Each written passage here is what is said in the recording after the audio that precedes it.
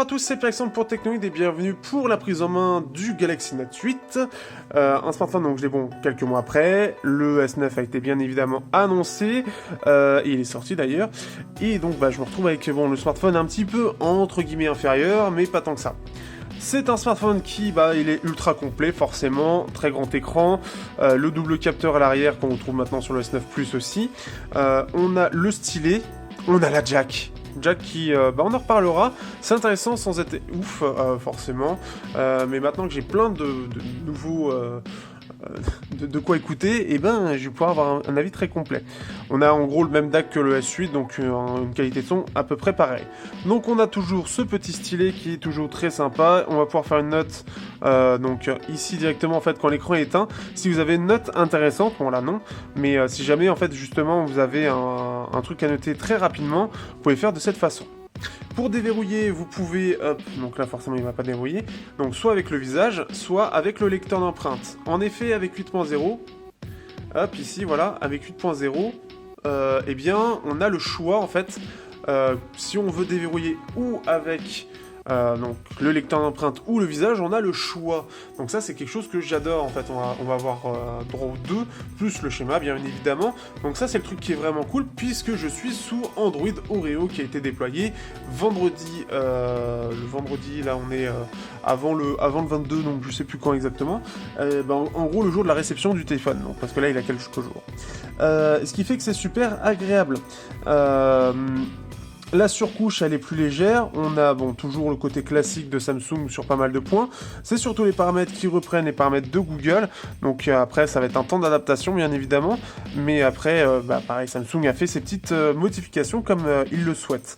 Ce qui fait que c'est un smartphone qui se prend assez bien en main. Je m'attendais au 6.3 pouces que ce soit un peu compliqué. Au final, à une main, j'arrive à l'utiliser, mais c'est pas forcément facile pour tout. Il faut vraiment aller chercher ici pour pouvoir le ressortir. Le lecteur d'empreinte, si on veut l'utiliser, il va falloir prendre le smartphone comme si on l'utilisait à deux mains, mais ça fonctionne. Mais le lecteur d'empreinte, c'est assez mal placé, mais on peut l'utiliser. Et au final, le fait d'avoir le choix est une bonne chose. Je trouve que c'est même une excellente chose. Aux détracteurs qui disent c'est nul, j'en parlerai lors du test. Au niveau des photos, je vais essayer de les implanter directement dans la prise en main. Les photos, forcément, c'est excellent. Forcément, de nuit, c'est génial, c'est super agréable. On a énormément de détails.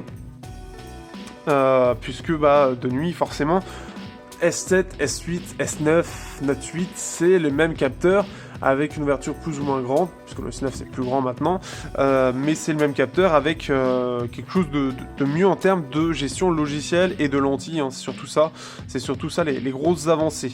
Mais c'est très alors non, ça c'est pas le S8, mais c'est vraiment très très agréable d'avoir un appareil photo qui est excellent tout simplement, et ça c'est une bonne chose. Et je vais voir un petit peu face au DxO One ce qu'il vaut, parce qu'il y a plein de belles photos que normalement je vous fais défiler, que j'ai pu faire. Qu'est-ce que je peux dire de plus par rapport au smartphone? Après, en soi, il est vraiment très bon. Bixby, je ne sais pas comment mettre Google Now à la place de Bixby. Il faut forcément se connecter, de ce qu'avait dit le mec de Frandroid, donc Manu. Apparemment, il faut forcément se connecter pour pouvoir l'enlever, sauf que je ne sais pas comment l'enlever. Alors après, il y a plein d'applications pour pouvoir switcher. Ça, c'est quelque chose que j'ai trouvé. Par contre, en soi, effectivement, le bouton n'a pas d'intérêt. Ça, ils ont totalement raison, ils n'ont pas d'intérêt.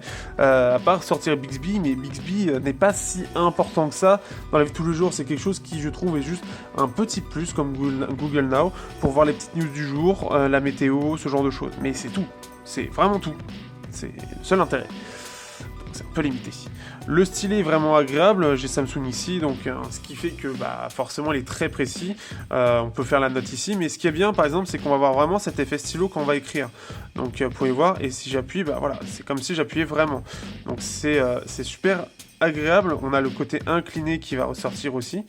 Et la latence est assez faible. On peut voir que ça suit plutôt bien. Il y en a qui dessinent sacrément bien en plus de ça.